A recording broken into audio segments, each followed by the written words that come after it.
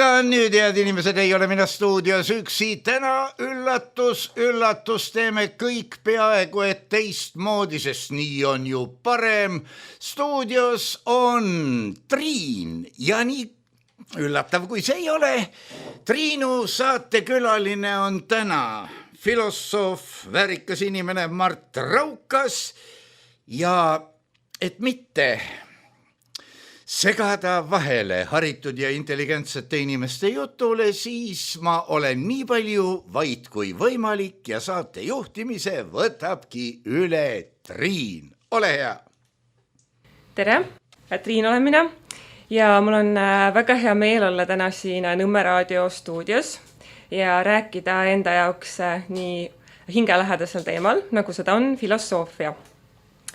Me räägime täna siis sellest, et miks on filosoofiaga tegelemine oluline, miks on see vajalik ja kuidas see võib inimest aidata.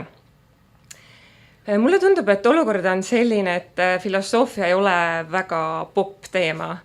Et populaarsed on igasugused eneseabikoolitused. Mulle tundub, et üldiselt on niimoodi, et inimesed pigem otsivad seda, millesse nad saavad pimesi uskuda. Või et tähendab, et paljusid inimesi iseloomustab see, et nad usuvad nagu millessegi pimesi. Kas siis usuvad poliitikut või siis usuvad mõnda religiooni esindajat.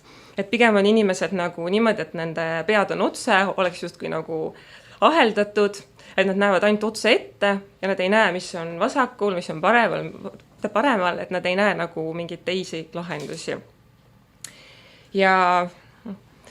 Ja miks see nii on, et võib-olla ühelt poolt seetõttu, et inimesed on justkui nagu masinad nagu tänapäeva ühiskonnas, nad peavad töötama ja neil ei olegi nagu aega, et peatuda ja mõelda, et kes ma olen ja miks ma olen ja mida ma siin üldse teen. Et ühelt poolt nagu riigivõim ei soosigi nagu sellist filosoofilist mõtlemist, kuna võim ei salli vaimu, et võim tahab, et pimesi temasse usutakse. Et olete te nõus selle jutuga? Tere, ka minu poolt väga tore on olla taas Nõmme raadios, eriti kui Margusele lisaks on siin nii kenad ja targad daamid, nagu meil täna on. Ja siin väga kena sissejuhatus oli tehtud ja räägiti siis sellest, et filosoofia ei ole tänapäeval popp. Ja et filosoofia on Triinule hingelähedane asi, millest järeldada saab, et Triin ei tegele ainult poppide ja moodsate teemadega, vaid asjadega, millel on ka ajalooline traditsioon ja ulatus. Ja ka see, et inimesed tänapäeval kipuvad pimesi asju uskuma, aga ma küsikski võib-olla sissejuhatuseks nüüd, et mis on see, mis eristab asjadesse pimedat uskumist, asjadesse mitte pimedast uskumisest? Küsimuste küsimine, ma arvan. Oma peaga mõtlemine. Sellepärast, et religioon tahab tegelikult, et me usuksime pimesi, et me ei küsiks liigseid küsimusi. Et me lihtsalt usuksime, et asjad on nii ja mitte teisiti. Samamoodi poliitikud ju meile ütlevad, et näiteks, et majandus areneb, Eestil läheb hästi. Paljud inimesed usuvadki seda, et majandus areneb ja Eestis läheb hästi. Aga kui hakata tegelikult vaatama, et on ju palju neid, kellel ei lähe hästi, et kogu aeg räägitakse mingitest suurtest numbritest, et on palju lapsi, kellel ei ole piisavalt toitu näiteks. On inimesi, kes peavad hakkama saama väga väikese rahasummaga. Et kui meil on riigis inimesi, kellel tegelikult ei lähe hästi, kuidas me siis saame öelda, et riigil tervikuna läheb hästi? Et kui on nii palju neid, kes reaalselt kannatavad. Et pimedast usust eristabki minu meelest see, et me hakkame küsima, miks, kuidas, kas võiks olla ka teistmoodi. Et me ei pea seda ainuvõimalikuks, mis praegu on. Et me ei ütle, et nii ongi nagu paratamatu, et nii asjad ongi, et mujal on veel hullemad. Aga me peame lähtuma sellest, mis on ideaal meie jaoks, et mitte võrdlema seda, et mujal on veel hullem. Ehk siis me võime öelda, et see, mis eristab pimedat uskumist niisugusest usust, millest kasvab välja kindlustunne ja usaldus, on siis, et mõistuse poolt on see kontrollimist leidnud. Ehk siis me jõuamegi selle juurde, mis filosoofia peaks olema ja suures osas ka on olnud, see on mõistuse tegevus põhiliste küsimuste suhtes, kes ma olen, mida ma pean tegema, mis on maailm meie ümber, mis on moraaliseadus meie sees. No võt need küsimused ja et kui see põhiline karkass või vundament on olemas inimesel, siis ta saab ka sinna asetada juba konkreetsemaid küsimusi. Kaasa arvatud neid, mida valitsus tahab, et me peaksime aktsepteerima, aga siis tark inimene ei võta neid asju enam pimesi ja enamasti ta ei pruugi ka olla seda meelt, mida talle valitsuse poolt esitatakse. Ehk siis me jõuame ka selleni, et miks filosoofia on ohtlik tegevus, sest filosoofia seab a priori kahtluse alla võimu poolt esitatavad väited. Ja juba see, et sa neid ei aktsepteeri niisuguse kiirusega, nagu seda soovitakse, sa vajad aega mõtluse jaoks, see on filosoofiale väga iseloomulik tegevus ka. Aga kui ajalooliselt vaadata, kui küsida, et mis filosoofia on, sellele saab ju, eks ju, väga paljudest vaatenurkadest vastata, alates siis puht keeleliselt, et see filosofia, mida teatakse või filosoofias on tarkuse armastus või tarkuse armastamine kahest terminist kokku pandud sõna, aga filame tähendab ka embame või kallistame, et see on see, mida sõbrad omavahel teevad, et selline sõbralik embus, koos olemine. Pythagoras või eestipäraselt Pythagoras oli siis teadavalt esimene, kes seda sõna enda kohta väga meelsasti kasutas ja see tähendas olukorda, kus ma ei saa lihtsalt olla ilma filosoofiata, nii nagu mul on halb, kui ma olen ilma oma heast sõbrast, mul ei ole seda elementi, mida ma nii vajan, et kui mul ei ole seda filosoofiat, siis ma ei tunne ennast hästi. See on üks niisugune antiikne tähendus. Ja see tarkuse armastus ei tähenda mitte seda, et ma nüüd võtan mingisugused õpikuid ja ajan ennast nagu teadmisi täis, vaid see just tähendabki sellist mõistmist, et filosoofia minu meelest on nagu teatud suhtumine ellu või see on teatud viis maailma mõista. Et mul ongi nagu valida, et kas ma nagu suhtun kriitiliselt, nagu tähendab sellesse, mis toimub ühiskonnas ja ka sellesse nagu tähendab näiteks väidetesse, mis mulle öeldakse. Et kas ma võtan nagu neid väiteid kriitiliselt või ma lihtsalt võtan need omaks, sellepärast, et mulle ütleb seda keegi, kes on võimupositsioonil. Et see ongi nagu selline ellu suhtumise nagu viis minu meelest. Et kui ma loen näiteks mingisuguseid nagu teoseid, siis mu eesmärk ei olegi see, et ma nüüd jätan meelde, kes mida ja kuidas ütles, vaid et neid tähendab, et erinevate filosoofide kohta lugedes ma tegelikult veendun selles, et kui erinevalt me tegelikult asju mõistame, et kõik meist mõistavad mingit ühte sama asja erineval viisil. Ja palju lugemine ei õpeta tarkust, seda Heraklitus või Herakleitos eestipäraselt juba täheldas. Filosoofia mõtiskleb asjade üle seadmata endale tegelikult piire.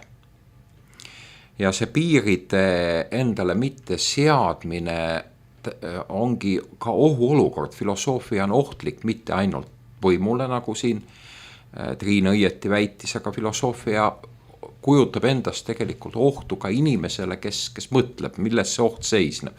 See oht seisneb selles, et kogu sinu senine maailm võib pea peale paiskuda. Ja seda tuled niisugustele järeldustele ja sa omandad niisugused vaated, mis ütleme praktilises mõttes ei pruugi sinu igapäevast elu toetada. Sa võid sattuda konfliktsituatsioonidesse. Sa võid olla võimudele ebamugav. Ja lõpuks sa võid jõuda niisuguste järeldusteni, mis kogu sinu senise turvalise elu tegelikult pahupidi pöörab. Ka selles mõttes filosoofia võib olla ohtlik. Ja filosoofia armastamine on nii nagu armastuse olukord, et armastuse nimel mõni inimene teeb teeb asju, ta käib selle järele, kus on tema armastatu ja filosoof käib siis selle nii-öelda teadmise järele, mis on kuidagipidi nähtav olnud temale ja ta tahab temaga koos olla üha rohkem, ta tahab üha rohkem seda mõista ja see on antiikne filosoofia tähendus, kui me vaatame, kuidas filosoofiks tänapäeval saadakse, need õppekavad ja noored inimesed keskkoolist, ilma et nad midagi oskaks, hakkavad filosoofiat õppima ja teatud tekstid ja raamatud, et praktika, kuidas omal ajal Tartu Ülikoolis filosoofe koolitati, seisnes näiteks selles, et sa kõigepealt omandad mingisuguse eriala või vähemasti see mitu aastat edukalt õpid, sa oled arst või sa oled füüsik või matemaatik, et see kindel eriala siis loob sulle niisuguse keskkonna ja õppeprotsessi, kus sa paratamatult pead eksima. Ja sul tekib mõistmine, et mitte igasugune mõttetegevus ei ole korrektne. Sa oled nii palju raamatuid kokku lugenud, aga et ikkagi tõestus ei tule välja või see katse ei tule välja või kogenud arst ütleb, et sul käed värisevad, sa ei saa opereerida ja tähendab õppimine katse eksimise meetodil. Ja kui nüüd noorel inimesel seda kogemust ei ole, aga on ainult filosoofia tekstid, mida siis niimoodi 10 sadade kaupa pähe õpitakse, siis midagi väga olulist on tegelikult puudu, on nagu terariist, mis ei ole terav. Väliselt vaatad, on nagu mingisuguse suure noa kuju ja käepide on ka tore, aga väga hästi see ei lõika ja lahingusse sellega ka kuidagipidi ei lähe. Et mõistus peab olema ka teritatud, mitte ainult omama volüümi siis loetud raamatute näol, vaid selliseid paradokse ja absurdsusi ja loogilisi vastuolusid läbi lõikama ja avama. Et see on väga niisugune oluline moment ka. Nüüd üks asi veel, mida me päris varakult filosoofias näeme, ma räägin siin antiik-Kreeka filosoofiast, see on see, et filosoofia on ka kuidagi inimese teenistuses. Mitte ainult mõtleja ise, vaid ka inimese teenistuses, ehk siis eriti hellenistlikul perioodil joonistub välja filosoof kui terapeut, filosoof kui treener, filosoof kui atleet. See on see, et sa treenid ja mitte ainult iseennast, sa treenid kaaskodanikke. Diogenes, eestlastele rohkem tuntud kui Diogenes, kõik need skandaalid, millest Diogenes Laertios kirjutab oma filosoofide eluloost ja selle mõtleja kohta ka päise päeva ajal lambiga Ateena linnas ringi liikuda ja öelda, et ma ei näe ühtegi inimest, või siis teine tore lugu, mis võib-olla filosoofi rolli kirjeldab ka üldisemalt. Ma ütlen Diogenes, eestipäraselt Diogenes sattus mereröövlite kätte ja nagu tolle aja praktika oli, pandi siis müügile ühes linnriigis ja orjaturul. Ja orjaturu mänedžer siis küsib Diogenese käest, et kuidas sind esitleda. Kliendid on kohe kohal ja üks on siis kokk Traakiast ja teine on siis aednik Saamoselt, kes ka obuste asja jagab, aga mida ma sinu kohta ütlen, kes sa oled? Ja siis see vastus, mida Diogenes annab, ütleb, et tema on antropon arhin, või siis see, kes juhib inimesi, valitseb inimesi. Arhin, juhtida, valitseda, inimeste juht ja valitseja. Ja kui ta siis seal orjaturul ühte väga uhkelt riides koorintlast, rikast koorintlast näeb, siis ta hõikab sellele mehele, hei sina, sinu välisest käitumisest on näha, et sa vajad endale isandat, et osta mind. Nii et niisugused toredad, humoorikad lood, anekdoodid sisaldavad eneses ka väga sügavaid sissevaateid sellesse, mis filosoofia on ja ta on treenimine, ta on harjutamine ja kuni elu lõpuni, mida vähem seda elu jäänud on, seda intensiivsemalt harjutada tuleks erinevalt tippsportlastest, kes siis jäävad küllalt varakult juba pensionile, on filosoof seda laadi atleet ja sportlane, kes lisab tempot veel juurde, kui elupäevade lõpp on lähedal. Et seoses nüüd filosoofide ja poliitikutega mulle meenus see, et Platoni jaoks oli ideaalne valitseja ju just filosoof. Et kui ma nüüd õigesti mäletan, siis tähendab selleks, et saada valitsejaks, selleks pidi mees, tähendab, ta pidi vist olema kas 40-aastane, seal oli mingisugune vanusepiir ka, kui vana ta pidi olema, mida ta nagu pidi kõik õppima, ja et ideaalne valitseja siis oleks just filosoof. Ja tänapäeval on nii, et või tähendab üldse, et poliitikud ju filosoofe ei salli. Et lihtsalt mul tuli nagu see seos nagu meelde. Aga ma tahtsin küsida nüüd selle kohta, et tähendab koolides filosoofia õpetamine, et sellega on vist väga halvasti lood? Jah, et valitsejad filosoofe ei salli, aga kes üldse filosoofe salliks? Nojah, keegi ei taha, et tema tõdendest kaheldaks. Nüüd see küsimus, mis koole puudutas, jah, Eestis on, ma ütlen, et ma ei ole kõige paremini kursis, aga ma aeg-ajalt ikkagi kuulen oma endistelt kolleegidelt, mis filosoofias Eestis siin toimub. Koolides on vähendatud filosoofia õpet kohtades, kus ta jutt on keskkoolides, fakultatiivselt on. Seal seda ainet annavad valdavalt pastorid. Meil on Eestis tekkinud olukord, kus on niisugune mitte püha liit siis Luteri kiriku eelkõige ja siis valitseva võimu vahel.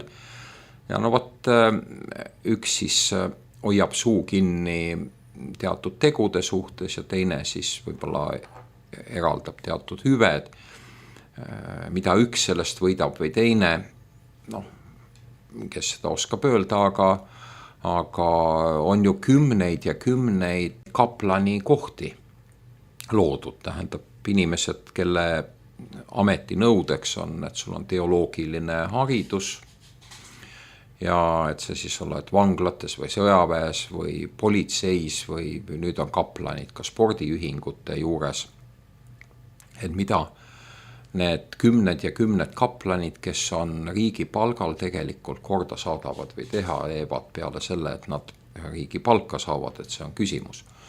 Ja kui me vaatame näiteks Vikerraadios, kes igal hommikul räägib, on ju palveminutid ja see on riigi raadio, lisaks pereraadiole ja Raadio 7, mis veel olemas on, et miks peaks riigi raadios niisugust asja või miks peaks ainult siis kirikute nõukogu liikmeteks olevate konfessioonide liikmed seal esinema, miks ei võiks mõni filosoof näiteks seal ka sõna saada või siis võib-olla mõne muu religiooni esindajaga oma mõtteid väljendada, et jah. Jah, need filosoofia minutid võiksid olla hoopiski seal. Jah, iseasi, kui palju üldse filosoofid on võimelised tänapäeval rääkima, et filosoofia tegevus on kapseldunud väga palju elevandiluust torni ja filosoof, inimene on ju loomult, eks ju, et kes on oma loomult ja kutsumuselt ja andelt filosoof, lisaks sellele on olemas professionaalsed filosoofid, kes on ülikoolides, loevad loenguid, on filosoofia teaduskond olemas, Tartu Ülikoolis on filosoofia osakond, õppetoolid, Tallinna Ülikoolis ikkagi mingit filosoofiat antakse veel. Et need on professionaalsed filosoofid, ehk siis nad teenivad leiba selle tegevusega. Ja ka nende arv on tegelikult ju vähenenud ja need samad hädad, mis ülikooli tervikuna siis ründavad, sellest võib eraldi rääkida, mis need hädad on, et need saavad osaks ju ka filosoofidele, et need on niisugused nõuded, mida üks filosoof, hea meelega tõeline filosoof ei ole nõus kandma. Aga siin ongi küsimus, et kuivõrd siis riigi palgal olevad filosoofid on õiged filosoofid või nende hääl on väga nõrk. Kui me praegu võtame meedia lahti või ütleme niisuguse ühiskondliku debati, kui palju me üldse näeme seal esinevat filosoofe. Ja küsimus on, et kas nende hääl peakski olema, kui nende hääl nii nõrk on. Kas seda peaks kunstlikult võimendama või milles see probleem seisneb, see on küsimus. Nii et filosoofia tegelikult panus ja roll Eesti ühiskonnas on kaduvväike. Jah, kuigi tegelikult filosoofia on ju teema, mis võiks huvi pakkuda paljudele. Ja võib-olla filosoofid peaksid ka ise tahtma seda, et rohkemad saaksid aru sellest, mis siis on filosoofias huvitavat ja põnevat. Et ma mõtlesin praegu sellest, et lastes on see uudishimu olemas, et väga paljud lapsed küsivad, mis on headus, mis on sõprus. Aga see huvi kuidagi siis kas tambitakse maha või see jääb nagu kuhugi. Sellega juhtub midagi, sest tegelikult lastes on see loomupärane huvi olemas, aga see kaob lihtsalt ära, meie haridussüsteemi käigus see kaob ära. Lastes on see loomupärane huvi olemas ja see, et ära kaob, sellest on kohutavalt kahju, aga ühest küljest, et lapses see ära kaob, on ka loomulik. Sest tekib arusaamine, et maailm on praktiline, on vaja toime tulla ja filosoofia jaoks ideaalne tingimus on see, kus inimene mitte millegi pärast just nagu muret ei tunne, eelkõige sellised eksistentsiaalsed mured. Ega antiik Kreekas ju filosoofiaga mõned orjad ka tegelesid, aga ütleme, ega neil ei olnud ka suuri eksistentsiaalseid muresid. Et filosoofia hoiak tähendab seda, et ma endale esmaülesandeks sean iseenda ja maailma kaemise, mõistmise. Ja võib-olla seda leiba mul ei pruugi olla järgmine päev nii palju laua peal või mõned filosoofid olid alguses ka orja staatuses. Aga et sa paned need mured kõrvale ja sinu tähelepanu haarab jäägitult siis küsimus, kes ma olen ja mis on maailm. Ja see tähendab niisugust ka imetlevat vaatamist, imetlevat pilku. Ja selle nägemist, et maailm on ime ja kes ma olen. Ma mäletan, kui ma Kreekas hakkasin käima, siis mul meeldis sättida ennast kusagile kalju nukale, näiteks Miinose palee lähedal, istuda ja kujutada ette, kuidas seal näiteks 3000 aastat tagasi asjad käisid või 3500 aastat tagasi. Või siis näiteks Roodose, Lindose lähedal, kus on kirja pandud siis esimene mereõiguse teadaolev dokument, et sa istud ja et väga palju ei ole see füüsiline niisugune reljeef muutunud seal, need kaljud ja mäed ja et põhimõtteliselt mõtled sinna juurde need mõningad laevad. Ja et kuidas nad liikusid, kuidas seal tuli reguleerida, kes ennem sõidab sisse, kes pärast sõidab sisse, et sa kujutad ennast ette sellesse teise aega ja teise maailma. Või siis näiteks, kui me vaatame antiikfilosoofide teoste pealkirju, need erinevad väga palju nendest pealkirjadest, mida me tänapäeval leiame. Või siis näiteks kõndides Pelioni lähedal, seal on kuulus lahinguväli pealkirjaga Kinos Kefalos või siis koera pea, see on see, kus Rooma väed võitsid siis Makedoonia vägesid, et kuidas ja koht, kus siis väidetavalt pandi lõplikult paika, et Rooma militaarmuskel on tugevam kui kreeklaste oma. Aga kui sa seal käid ja vaatad neid nõlvasid ja kujutad ette, kuidas siis väepealiku käsu korras sõdurid peavad tormama sinna ülesse, et ülevalt allapoole rünnata, sa näed, kui raske on liikuda, kuidas sinu füüsis tegelikult lakkab või ütleme, jääb ressursist jääb väheseks, et siis see on niisugune protsess, mis tekitab lõpuks mõistmise. Ja just filosoof jahib tegelikult mõistmist. Mitte selliste episoodiliste asjade mõistmist nagu, et miks lahing kaotati või kuidas pandi kirja mereõiguse esimene dokument, kuidas elu on välja nägi.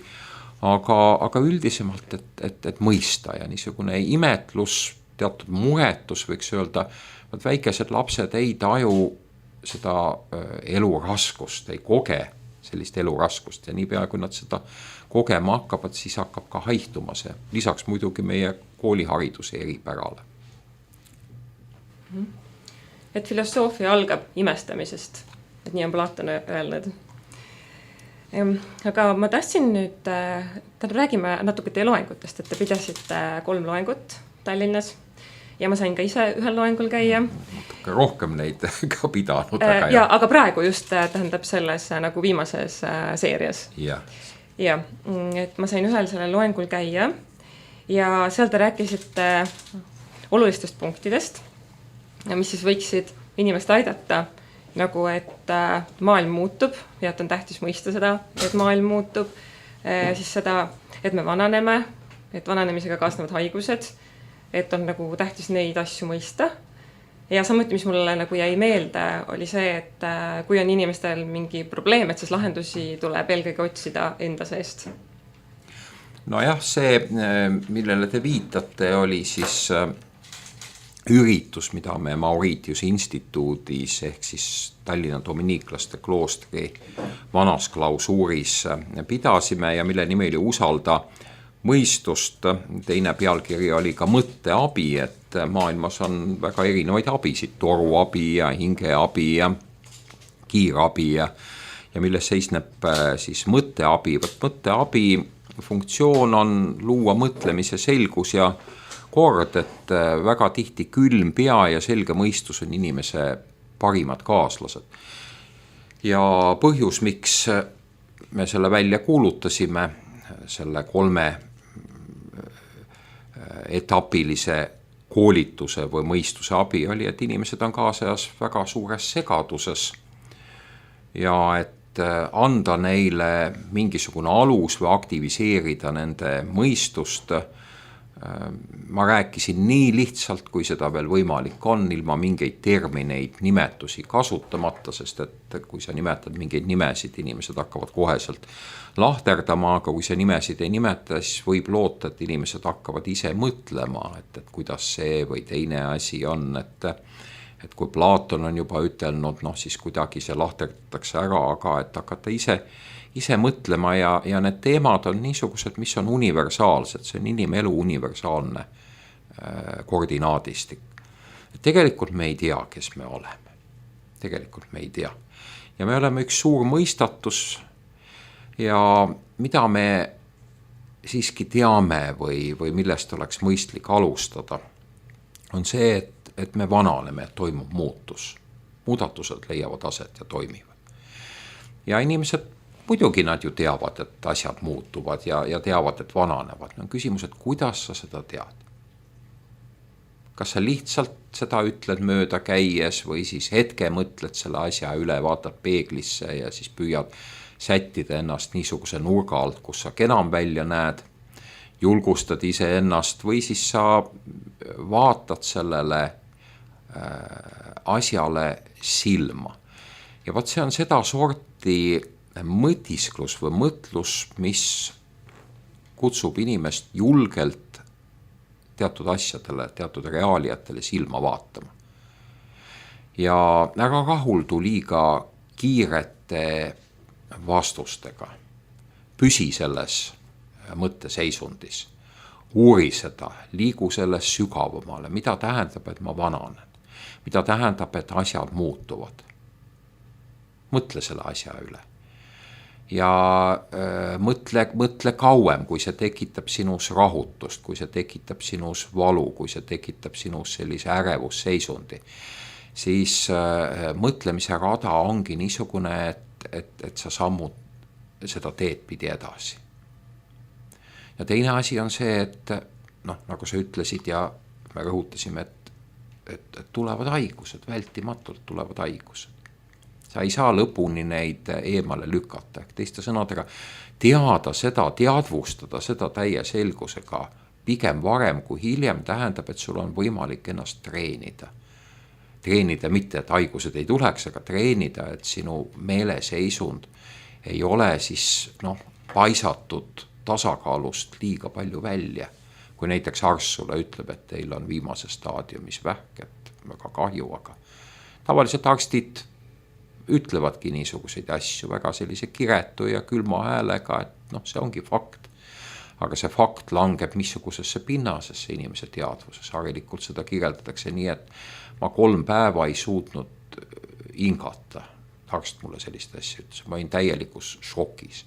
Peale seda paljud sööstavad mingitesse lõbustustesse või elujänu hakkab niimoodi voogama inimeses, et võtta elust veel, mis saab. Et need on käitumised, mida võiks nimetada arulagedaks. Miks? Sest inimene on lükanud kuni viimse hetkeni seda mõtet, et ta vananeb, et tulevad haigused ja et ta sureb, kuni viimse hetkeni on lükanud seda eemale ja kui see siis paratamatult kätte jõuab, siis ta ei ole selleks valmis. Ta ei ole selleks valmis. Ja see tähendab, et kannatused, mis inimest tabavad, on siis märksa suuremad ja kahju on märksa ulatuslikum. Et antiikfilosoofiast me rääkisime ja sellest hellenismi aja ideest, et inimene on filosoof, on treener ja atleet ja ta on ka terapeut või ta on arst. Väga palju just niisuguses mõttetegevuses, kus sa vaatad julgelt silma ja metoodiliselt vaatad silma nendele reaaliatele. Kes iganes ma olen, kas ma olen mees või naine, noor veel või mitte nii noor, mis on minu haridus ja muu taust, majanduslik jõukus ja kõik see, et ma vananen, tulevad haigused ja suren.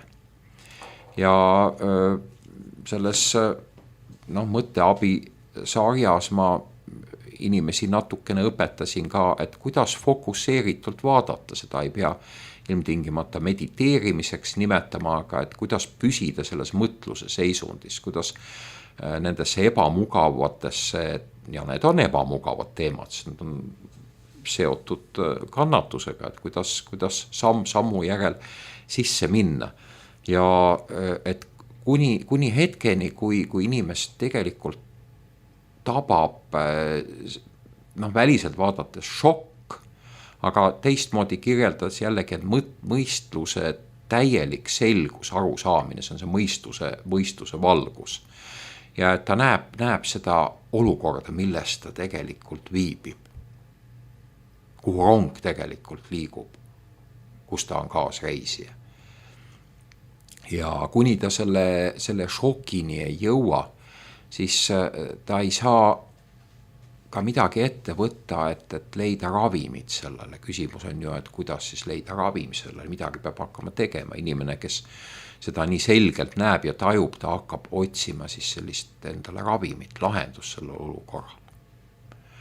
Ja kolmas oligi, et mis see võiks siis olla selline ravim. Aga selles me väga kaugele ei läinudki. Jah, mul jäi sealt veel meelde see asi ka, mis te ütlesite nagu väga hästi, et inimene on oma mõtete ja tegude summa. Jah, need laias laastus on ju erinevus, eks ju, me räägime siin ida mõtlemisest ja lääne mõtlemisest ja mina tundes nii lääne mõtlemist just seda Kreeka klassikalise poole pealt ja võrreldes seda, olles nüüd mitu aastat võrreldes teatud ida tekstide ja traditsioonidega näen ka väga suurt sarnasust nendes asjades, eriti kui tekkis kultuurikontakt Makedoonia Aleksandrose või siis Aleksander Suure ekspeditsioonisõja, militaarexpeditsiooni näol, mille ridades oli ka väga palju meie mõttes teadlasi, õpetlasi, filosoofe, elava loomuse ja lihvitud mõistusega tegelasi, kes siis väga kiiresti said aru, kui omapärane, sügav ja unikaalne on see idakultuur. Ja tagasi tulles siis seda adapteerivad, teevad Kreeka pärasemaks, tekivad uued ideed Kreeka filosoofias, täiesti uus stiil. Inimene on oma kannatustega fookuses, Epikuruse koolkond, Piiron, seni ajani ei saada päris hästi aru, et mis see skeptitsismi liikumine tegelikult on, et see on vägagi praktiline, mitte ainult niisugune puht filosoofiline oma vormilt oli ta esitatud niimoodi, aga vägagi praktilist teraapilist eesmärki omav liikumine või stooikud või et nad räägivad jah paljuski sarnastest asjadest, samas on erinevused. Ja niisugune asiaatlik ellusuhtumine, ma ei räägi nüüd inimesest tänava peal, aga see on see, et elu võib olla natuke suurema ulatusega, kui me seda harilikult ette kujutame või kui me oleme läänes harjunud mõtlema, et me mingil hetkel oleme sündinud ja siis tekib selline enesepilt või teadvus, me avastame, et ahaa, ma olen olemas siin maailmas ja küsimused, et kes ma siis olen, et ida mõtlemises see ulatuvus on suurem, et arusaamine, et neid eksisteerimise vorme on olnud varasemalt väga palju, ma ei pruugi olla eelmises elus näiteks või elusidki, et inimene võib olla mingisuguses teises vormis, mingisuguses teises maailmas, aga mis neid olemise erinevaid vorme ühendab, see on siis ida arusaama järgi kannatus. See on see, mis tundub vägagi tervemõistuslik, ka meie tavamõtlemisega ja tajuga kooskõlas olev, et inimene on kannatav olend. Me väga tihti kannatame, aga me ei tunne ära, et me kannatame. Me ei saa aru, et me kannatame. Ja et see ulatuvus on märksa suurem, kui seda läänes harilikult ette kujutatakse ja see, ütleme, isiku identsus siis on antud mitte mingite muude asjade mõtlemise või inimeseks olemise või isegi mälu piltide näol. Et ma mäletan eelnevaid olemasolu vorme, vaid ta on antud läbi kannatuse. Et see kannatus mingis vormis oli varasem, ta jätkub, on praegu, muutub intensiivsemaks. Ja ka ida arusaama järgi see, mida me nimetame joovastavaks rõõmuks, ei ole mitte midagi muud kui teatud kannatuse erivorm. Ideaal on meelerahu, häirimatus, ideaalne tasakaal, seisund. Ja seda me näeme ka siis hellenismi perioodi Kreeka filosoofias väga jõuliselt, just need Kreeka filosoofia koolkonnad. Et ma sooviks ühte asja veel loengu kohta küsida, et mulle jäid meelde sellised märksõnad nagu viha, iha ja ignorantsus. Et mis nendega oli? Kuidas nad olid seotud või millega? Lühidalt öeldes on siis see, et millest see kannatus tekib, et me kaasajal ju kuuleme, kuidas inimesed püüavad emotsioonidest vabaneda ja ma arvan, emotsioonidest ei tuleks vabaneda. Need on tagajärjed, on emotsioonid, samuti ei tuleks mõtetest vabaneda. Millest vabaneda tuleks, on 3 halvast juurest. Või õieti nende toimest. Need juured on ikkagi olemas, aga et sa lõikad selle nende toime läbi, see on iha. Ja iha alla on kõik võimalikud sellised soovid, ahnuse ilmingud, viljatud unelmad, valekujutlused iseendast, kes ma olen ja kuidas ma hakkan olema. Need on kõik iha avaldusvormid, mis lõppkokkuvõttes tekitavad kannatust. Teiseks viha. Viha erineb ihast, aga nad kombineeruvad mõnikord. Näiteks kadedus on üks niisugune meeleseisund, mis inimesele endal on vägagi piinarikas, kadedus tekitab väga palju halba ka teistele.